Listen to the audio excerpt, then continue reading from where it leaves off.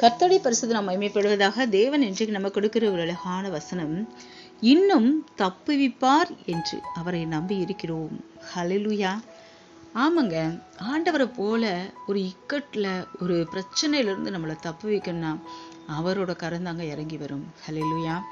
அவரை நம்பி இருக்கிற ஒவ்வொருத்தரையும் அவர் பாதுகாத்து நடத்தியிருக்காரு, தப்பு வித்திருக்கிறாரு அப்படிங்கிறத நம்ம பார்க்குறோம். வேதத்துல இஸ்ரவேல் ஜனங்களை தப்பு வித்த தேவன். அது மட்டும் இல்ல, தானியேலை சிங்கத்தோட கெபியிலிருந்து தூக்கி எடுத்து தப்புவித்த தேவன்.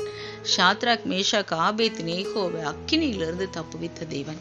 யோனாவை மீனோட வாயிலிருந்து தப்பு வைக்க பண்ணினார் இல்லையா? இப்படி நம்ம நிறைய சொல்லிக்கிட்டே போகலாம். பவுலை கப்பர் சேதத்திலிருந்து தப்பு வைக்க பண்ணினார். இப்படி அநேக காரியங்களை தப்பு வைக்கிற தேவன். இந்த நாள்ல அவரை நம்பி இருக்கிற உங்களை எவ்வளோ பெரிய கஷ்டமா இருந்தாலும் சரி, பிரச்சனையா இருந்தாலும் அதுல இருந்து தப்பு வைத்து உங்களை பாதுகாத்து ஆசீர்வதிக்க போகிறார். ஹல்லேலூயா. ஆமென். கர்த்தர் தாமே அப்படி செய்வாராக.